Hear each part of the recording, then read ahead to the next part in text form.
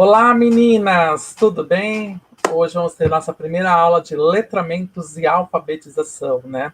Não tivemos a nossa aula presencial, né? Porque estava tendo a prova, mas a aula aqui do dia 27 está aqui.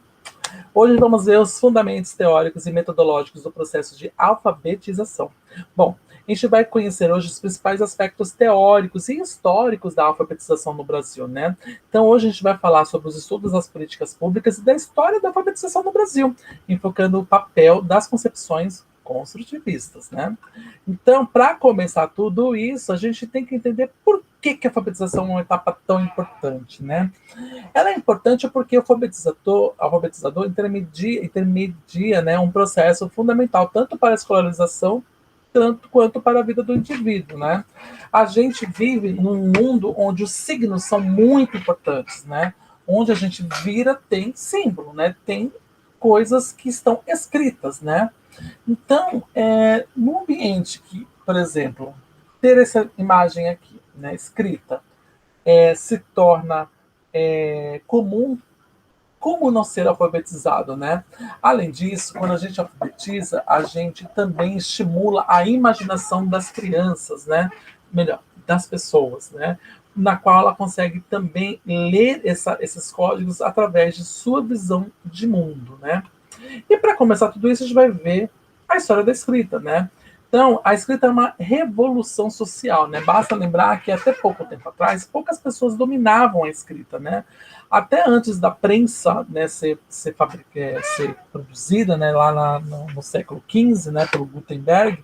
Aliás, lembrando, né, o primeiro livro impresso, né, na prensa do Gutenberg foi a Bíblia, né? Que significa conjunto de livros. Bíblia é conjunto de livros, né? Bom, e aí a poucas as pessoas, como é que elas registravam tudo, né, na escrita? Poucas pessoas sabiam, dominavam as técnicas das escritas, que eram os escribas, né? Bom, o Rigonetti, ele sistematizou a escrita em três etapas, né? Primeiro, as escritas sintéticas, né? As analíticas e as escritas fonéticas, né? Vocês vão entender já já. As escritas sintéticas são aquelas rupestres elementares, né? Sabe aqueles pictogramas que tem nas cavernas? Essa daí. Então são escritas sintéticas, né? Onde elas estão bem sintetizadas naquilo que elas precisam transmitir, né? Tanto que até mais ou menos é como se a gente lisse uma história, visse um filmezinho através daqueles desenhos, não só em quadrinho, né? As escritas analíticas é a palavra comunidade de organização, né? Então, ela é bem parecida com o que a gente faz hoje, né? A gente usa bastante a escrita analítica, né? Já a escrita fonética, elas são complexas e ela traz uma ligação especialmente com o alfabeto e o som, né? Então, a escrita, ela tinha diversos suportes para serem feitas, né? Antes, obviamente, do papel que a gente usa hoje, né? Ou melhor, de multipossibilidades, né? Então, eles faziam em argila, pedra, metais e, o mais famoso de todos, em papiro, né? Que era mais duradouro, tudo mais, né? Então, o desenvolvimento da escrita, ela está atrelada, né? Está atrelada aos avanços da história das civilizações, até porque a gente conhece muitas dessas histórias por conta dos papiros, né? Que ali tinham. Então, os estudiosos afirmam que a escrita surgiu lá por volta do ano 4000 a.C., lá na Mesopotâmia, né? Para quem não sabe onde fica a Mesopotâmia, fica entre o rio Frates e Eurates. Prates, não. Eurates, agora estou em dúvida. Rio Tigre e Eufrates. Rio Tigre e Eufrates, né? Que é mais ou menos no atual Iraque, né? Aproximadamente 3.000 anos antes de Cristo surgiu a escrita em hieróglifos egípcio, né? E, inclusive, nós temos o que chamamos de Pedra de Roseta, né? Que foi descoberto por Napoleão lá no finalzinho do século XVIII, lá no Egito, que possibilitou fazer a tradução daquelas pedras, aqueles escritos, né? Porque lá essa pedra de Roseta, ela trazia a mesma coisa escrita tanto em fenício, se eu não me engano, era fenício, em grego e em latim, algo assim. Era em 4 línguas, o grego antigo, inclusive, né? O grego antigo a gente conhece porque, né, a evolução dele que é o grego, né, contemporâneo, então, então era fácil de se compreender, né?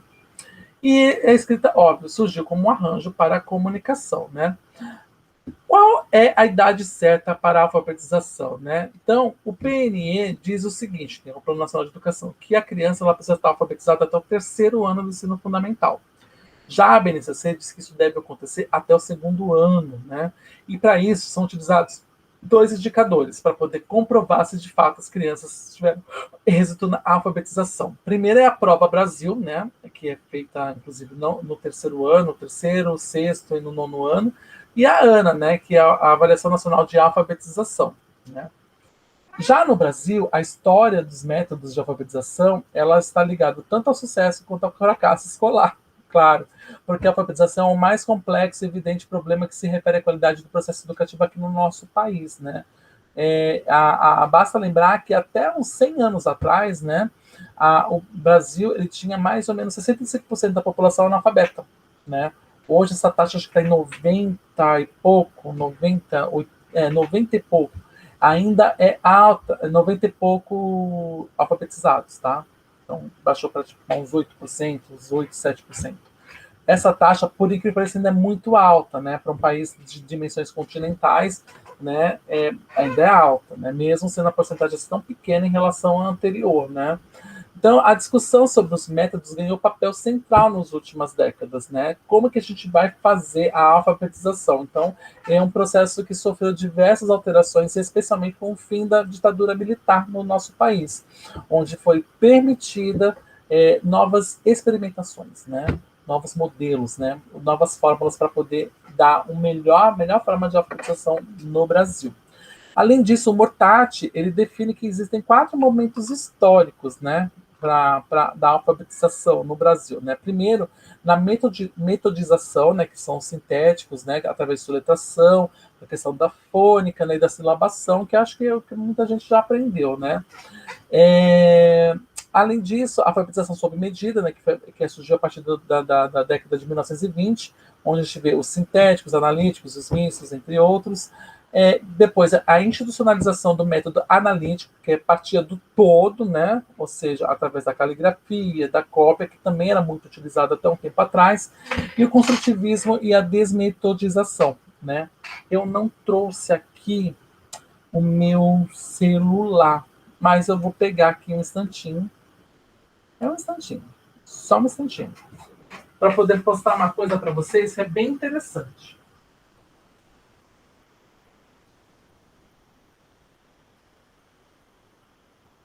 E que eu preciso compartilhar com vocês. Que eu preciso compartilhar isso com vocês, né? Ai, vamos lá. Eu subi um pouquinho porque acho que minhas roupas não estão combinando, né? Vamos ver. Uma amiga minha, ela respondeu uma mensagem para mim no Facebook que eu achei muito interessante, né? Se eu conseguir achar, vai ser ótimo. Em relacionado à alfabetização. E eu vou mostrar para vocês, porque eu achei muito engraçado. Que muita gente concordou comigo, mas ela deu uma explicação maravilhosa e que eu falei assim, cara, é verdade, porque a ideia da alfabetização e do letramento, ela também está muito ligada à questão de aprender a ler e escrever. E na verdade não é bem assim só ler e escrever, né? A alfabetização também é ler e escrever, mas também a interpretar os números, né? Aquela educação, letramento matemático, né? E ela respondeu algo que foi fantástico. Vamos ver se eu encontro.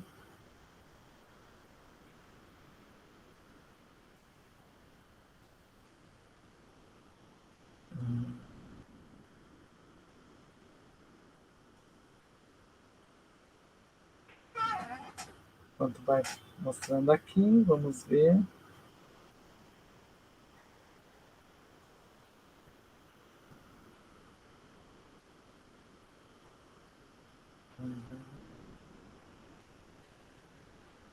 Porque o ruim é que eu posto tanta coisa no meu Facebook que nem eu sei mais quando eu posto as coisas. No mesmo dia eu posto acho que umas 30, 40 coisas, aí para procurar é difícil.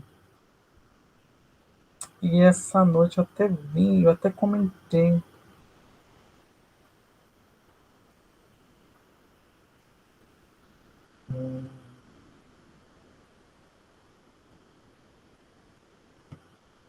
Espera aí, só mais um instantinho.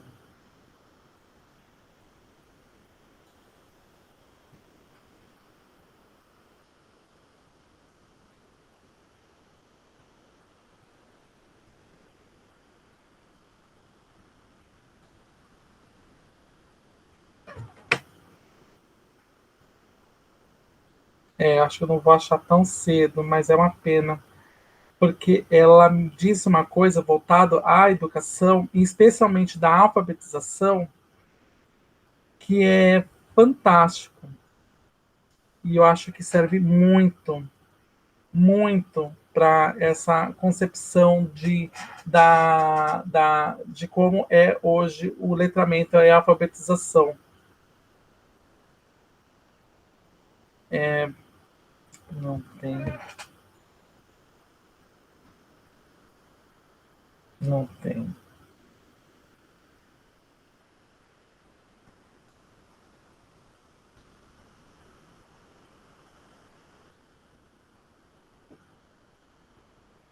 Acho que faz muitos dias aqui. Às vezes as pessoas vêm depois de 3, 4 dias, mas o meu tá lá no fundo e eu nem lembro mais, né?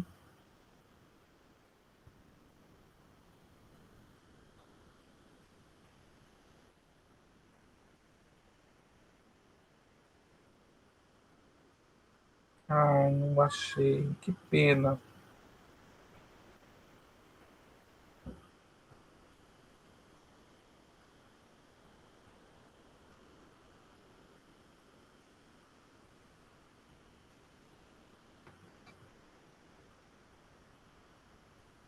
Eu até escrevi assim, eu, que era eu. Eu falei assim, eu sou assim.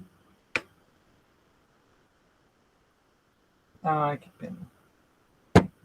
Eu não sei porque o Facebook aqui no celular tá tão rápido, mas tão rápido.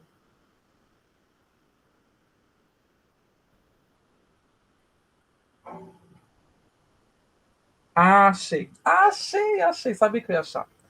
Eu coloquei isso aqui, ó. Essa imagem, ó. Tá vendo a menina chorando? Né? Tá vendo a menina aqui chorando? Eu coloquei assim, eu na aula de matemática sem saber onde de, aliás, eu na aula de matemática sem saber de onde diabo saiu o X. E ainda complementei, ou sobre qualquer coisa em matemática, né? É essa legenda, né, da menina chorando assim, desesperada, porque eu sou péssimo em matemática, né? Vocês sabem disso, já falei várias vezes, né? E a minha amiga, que é a Beth, né, ela fez pedagogia comigo. Beijo, Beth. Eu achei fantástico o seu comentário e eu preciso compartilhar isso com as pessoas aqui. E ela escreveu o seguinte, né? Este é um sério e grave problema do ensino fundamental 1. Né? A grande maioria das professoras tem uma formação voltada para humanas. Isso, inclusive, gente, eu vou até dizer, o curso de pedagogia é um curso voltado, é um curso de humanas. É um curso de humanas.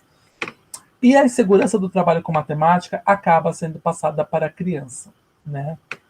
E, e é verdade, né? E quando a gente não tem muita segurança daquilo que a gente faz, né? Que vem essa questão da institucionalização do método analítico, a própria metodização, a alfabetização sob medida, né? A gente vê o quão limitado, por exemplo, eu tive na minha alfabetização e ainda é de certo modo hoje, porque a gente acaba reproduzindo aquilo que nós vimos, né? Porque quer queira ou não, eu como professor, eu sou aquilo que os meus professores foram, né? E que eles foram, obviamente, aquilo que os professores deles eram, ou que não eram, né? A gente sempre usa como parâmetro as pessoas que passaram pela nossa vida, né? E vocês voltam e meia sabem que eu uso como exemplo, né? Passagens da minha vida, ou leituras do Facebook, ou até mesmo alguma coisa que eu vi há, sei lá, 300 mil anos atrás e que, nossa, antigão.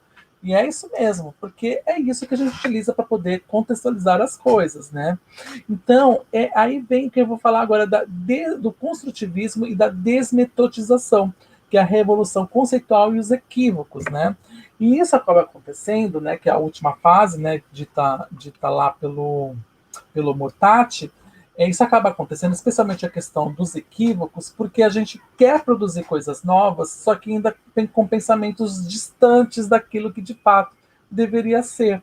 Então, as coisas da questão do letramento, da alfabetização, mesmo sendo voltadas para a questão da leitura e tudo mais, aliás, não é nem bem da leitura, né? A alfabetização e letramento, ele tem muito a ver com a codificação e decodificação do texto, né? Porque se ele apenas aprender a ler, ele apenas está lendo, né? Ele quer dizer que ele decodificou aquilo que ele tá ali, né? Que ele conseguiu compreender, aprender aquilo que está escrito, né? Então, por isso que eu achei muito importante esse comentário da minha amiga Beth, né? E é fato. E isso acaba refletindo na questão da alfabetização, não só da matemática, mas também na própria alfabetização. Para dar aula, especialmente nesse período de alfabetização, você está muito segura. Você precisa, de fato, acredite, parece brincadeira, mas tem que dominar sim a língua. Tem que dominar a língua, tem que saber pelo minimamente da matemática para que você possa ensinar e falar para o aluno, olha, é assim dessa forma. Vamos tentar de outra forma, até para poder desconstruir uma forma de como foi construído o ensino, para que ele possa reconstruir de outra forma. Então, a ideia hoje do construtivismo e da desmetodização, que por isso que eu deixei até por último, para poder falar, inclusive, com o que a Beth falou, é que o método mais eficaz é justamente isso. Você constrói com o aluno conhecimento, propõe que ele desconstrua aquele conhecimento para que ele possa reconstruir através da sua visão. Ou até mesmo você pode desconstruir com ele, isso aí é até ótimo. Mas é necessário que ele reconstrua com as mesmas peças e que mantenha o mesmo sentido, né? Com as mesmas peças através da sua visão, né? Bom, os métodos sintéticos, né, elas são feitos através do alfabético e da soletração, né? Então ela parte da parte para o todo, né, que é o que, por exemplo, o que eu aprendi, né? Ele é através do fônico e da silabação, né? Então, alfabeto e soletração, como é que é? É aquele que eu escrevo Eva, né?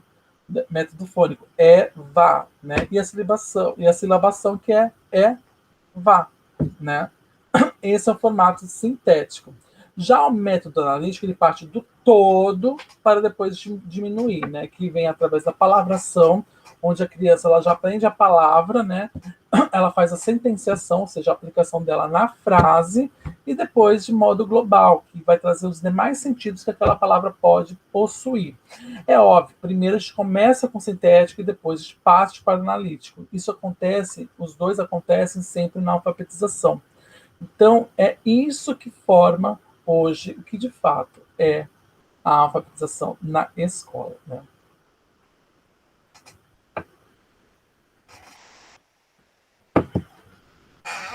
Bom, as contribuições da psicogênese na língua escrita, né? Então, como é que os alunos eles aprendem, né? Então, as ideias construtivistas para a aquisição da leitura escrita chegaram no Brasil na década de 1980, ou seja, eu ainda peguei um pouquinho, não muito, peguei um pouquinho, porque eu fui alfabetizado na década de 80. E ele vem através dos estudos e pesquisas da Emília Ferreiro, né, e da Ana Teberovski, né? Teberovski. Então, e essa concepção, ela compreende a aprendizagem como uma construção de cada aluna, né? E isso partiu da teoria piagetiana, né? Tanto que, eu vou até repetir, não existe método piagetiano, existe teoria. Nunca esqueça disso, tá? Porque senão, se vocês falarem, eu uso o método piagetiano, vão tirar sarro da sua cara sem falar para você, tá? É sempre teoria, né? Então, a teoria piagetiana, ela fala da epistemologia genética, né? Como é que a inteligência evolui, né? Como que aquilo vai passando de geração em geração, como que ela vem do zero e vai incorporando coisas com aquilo que a gente vai vivenciando, né? Como é que os homens constroem o conhecimento? Como é que a gente tem conhecimento do mundo feito até hoje? Como é que foi construído, né? Então, para isso, como foi na outra aula que eu falei dos estágios piagetianos, né? Nós temos o sensório motor, né? O pré-operacional, operacional concreto e as operações formais, né? O sensório motor ele vai até os 2 anos de idade, né? Onde a criança ela está mais focada, né? no desenvolvimento da consciência do próprio corpo, nos reflexos do fundo hereditário, né? Organização das percepções e hábitos, desenvolvimento motor, através do engatinhamento, depois para o andar. A inteligência dela ela é prática, ela precisa ser utilizada naquele momento, né? E ainda não representa mentalmente os objetos, né? Eles apenas agem com eles, né? Então, do nascimento até o 0, até os 3 anos, elas produzem, né? 700 novas conexões neurais por segundo, só para vocês terem uma ideia. Né? Só para vocês terem uma ideia. Assim, pequeno, né? E a gente falar isso porque nesse momento a criança ela está muito dependente ainda de alguma pessoa, né? Ela quer ser independente, né? Por isso que ela até começa a andar, engatinhar primeiro, depois andar, mas ela ainda é dependente emocionalmente, cognitivamente, né? Cognitivamente não, é o motormente, né? Motormente, né? De outra pessoa, né? Já o pré-operatório, né, do Piaget, ela refere-se, né, a, ela refere-se, vai até os dos 2 anos até os 6, 7 anos, 5, 6, 7 anos, né, e aí ela se caracteriza pelo uso da linguagem, dos símbolos e das imagens mentais, né. A criança ela não tem um pensamento meio concreto, né, então, ou seja, se você brincar onde é que tá? Sumiu mesmo para ela, porque ela só existe, ela só vê que tem um objeto porque ela tá vendo, né? Então o pensamento ele é organizado, né? Mas ele não é reversível, ou seja, eu não consigo pegar, voltar e dizer assim, não, eu preciso começar de novo porque faltou um trecho no meio do meu pensamento. Não. Ele é organizado, ele precisa colocar, se não deu certo, ele precisa tirar tudo e colocar organizado de novo, né? Então, a atenção ela é voltada para os aspectos mais atraentes dos acontecimentos e conclusões também mais atraentes perceptualmente, né? E ela não conserva, né, essa atenção, né? Ela se perde facilmente, tipo eu, né? Ela se prende bastante, ela acaba se perdendo e ela não compreende também a transitividade, né? Então, ela, por exemplo, digamos que tem a conjunto A, B e C, né? Então, para A tem que passar para B e depois para C. Se ela vê A e depois vê C, ela não entende que precisa primeiro, antes de ir para o C, precisa passar pelo B. Porque se ela gostou do A e gostou do C, ela vai para um e depois para o outro. Né? Então, ela não tem aquele senso de, de como eu posso explicar para vocês? Né? De ordem, né? Por assim dizer, né? O operacional concreto, ela vai dos 7 até os 11 anos, até o fim da infância, né? Onde são feitas aplicações de operações lógicas e experiências centrais centradas no aqui e agora, né? O início da verificação das operações mentais se revertendo e atendendo a mais de um aspecto. Então, nesse momento, lembra que eu brinquei agora há pouco que para o objeto existir para a criança, ela tem que ver. Nesse momento, ela já começa a entender que não, o objeto não está aqui, se eu fizer assim, ela sumiu, descafedeu? Não, ela está atrás da minha mão. Então, ela consegue compreender que existe tridimensionalidade nas coisas, por exemplo, né? Além disso, ela consegue organizar as ideias mais mentalmente. No anterior, que é o pré-operacional, as crianças geralmente elas brincam muito falando, né? E essa coisa do falar, ela serve para justamente organizar essas ideias, né? Já no operacional concreto, ela já consegue organizar essas ideias sem precisar falar. Ela fala uma coisa ou outra, sim, porque ainda é uma transição, mas depois de um momento, ela já consegue mentalizar e reorganizar, desorganizar, reorganizar e assim por diante. Né? Inclusive, nesse período, é um dos melhores momentos para poder ela aprender matemática, né? Porque ela consegue ter a concepção de quantidade de forma mental.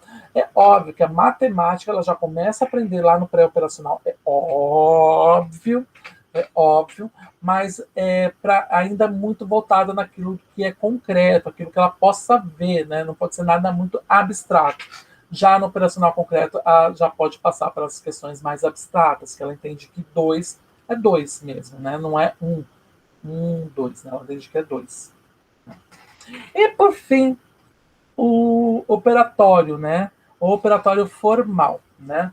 Então, ela já tem totalmente formada o seu pensamento abstrato, a especulação sobre as situações hipotéticas, ou seja, coisas que podem acontecer, traz o raciocínio dedutivo, ou seja, começa a utilizar bastante a intuição, e também tem o senso de planejamento e também da imaginação. Então, todos os estudantes, segundo Piaget, né, que é inclusive da teoria piagetiana, todos eles passam pelas mesmas etapas, só que em tempos diferentes.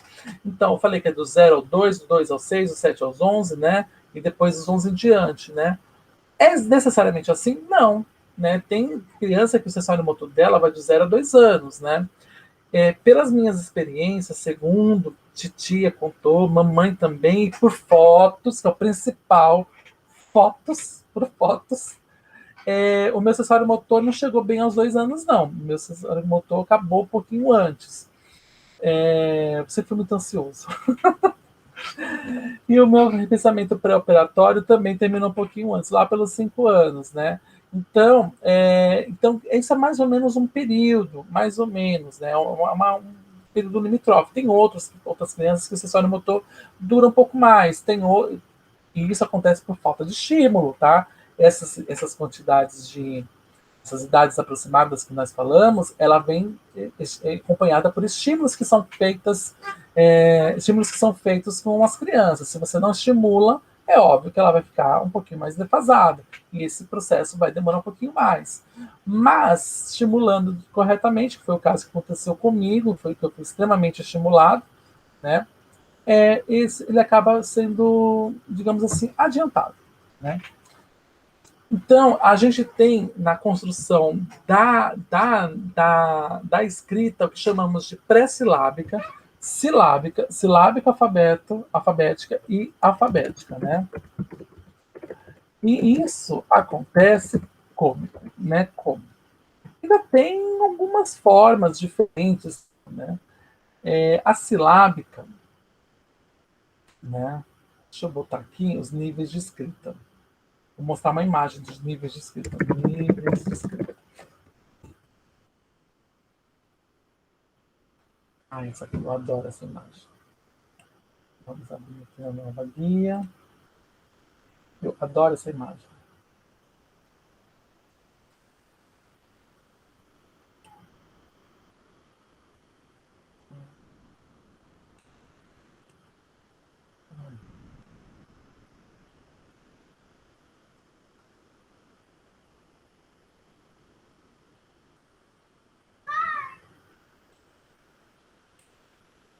Queria muito mostrar que eu vi uma aqui tão boa, mas.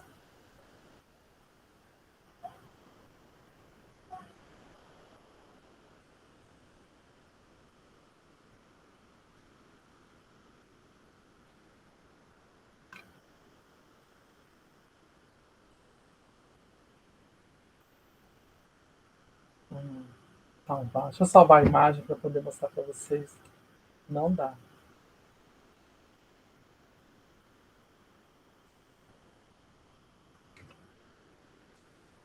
Não dá. Deixa eu salvar isso daqui. Ah,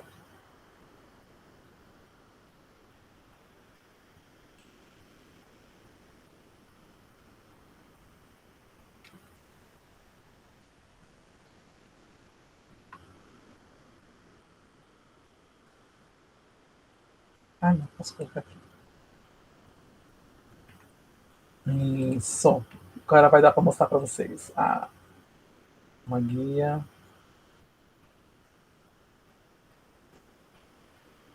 Cancela.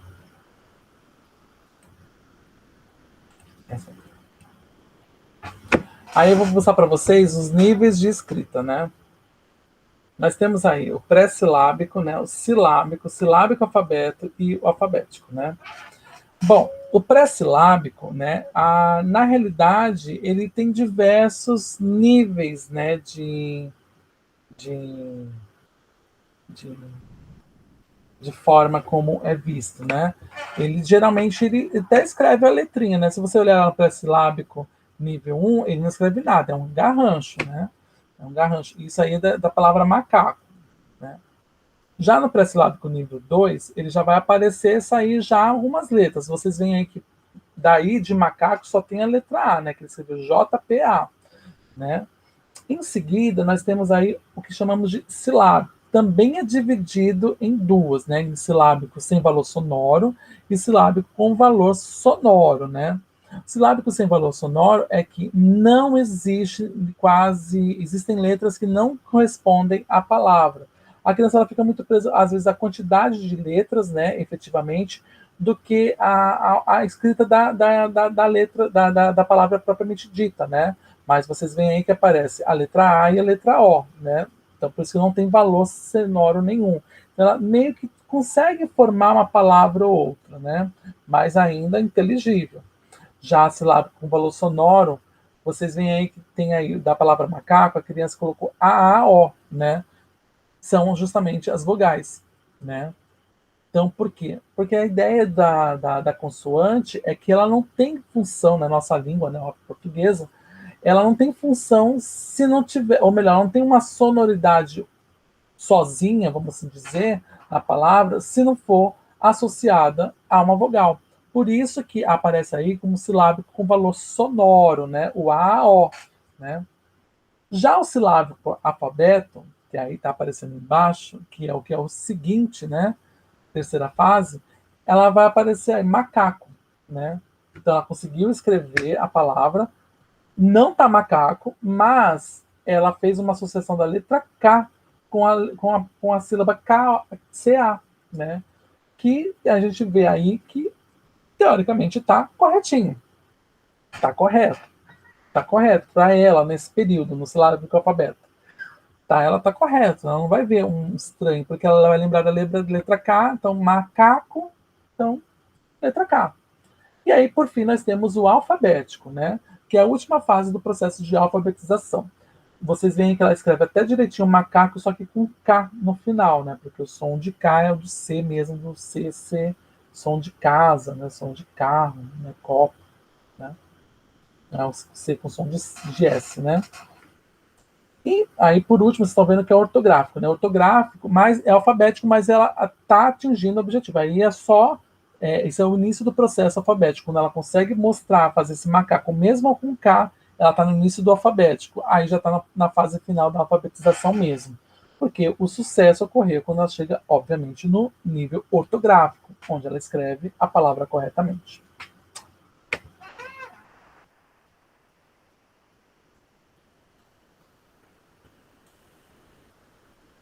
E o professor ele deve analisar e ajudar o aprendiz, né, a progredir. Então é por isso que ele vai passar por essas fases e esses processos, essas aprendizagens, elas vão melhorando, né, vão melhorando cada momento da alfabetização. Né? Ela vai fazendo o que chamamos de inglês de improvement, né, do improvement da língua. Né? E a psicogênese da língua escrita, né, ela a gente entende que ao terem contato com o mundo da leitura e da escrita, as crianças, né, elas desenvolvem ideias sobre como esses objetos funcionam, né? Além disso, a aprendizagem até mesmo antes do processo de escolarização formal, porque a criança não é refém do conhecimento sistemático e gradual, né? E ela não é refém, né? Para ela tá tudo normal. A partir da nossa intervenção é que ela começa a compreender de fato como é que vai realizar a escrita, né? E a Emília Ferreira, ela utiliza escritas espontâneas para conhecer as hipóteses, né? Então, como nós vimos aí, né, nós temos a pré-silábica, a silábica, né? E a silábica alfabeta e a alfabética, né? Lembra daquela primeira que eu mostrei para vocês, daquela figura que está meio doidinha? Nós chamamos que é a pré-silábica nível 1, aquela chamada de icônica, né? Ou garatuja, né? Onde não tem, é um garrancho, né? Não tem nem nada escrito efetivamente, né? Já a pré-silábica, vocês já viram lá como é que é o formato. A silábica é dividida entre sem valor sonoro e com valor sonoro, né? Ou seja, valor sonoro é quando eu consigo fazer o som, né? Vocês veem lá A, O, né? Da forma como ela colocou, como foi colocado antes, não tinha como fazer um som, né? O silábico alfabética, né? E por fim o alfabético, né? Que vai terminar com o ortográfico.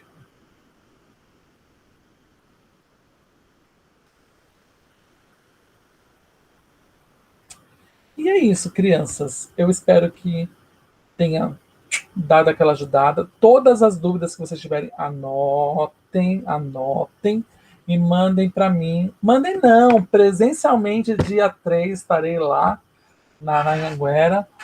Dia 3 estarei lá e vocês poderão fazer as perguntas diretamente para mim, tá bom? E é isso, gente. Um beijo para vocês até o dia 3. Tchau.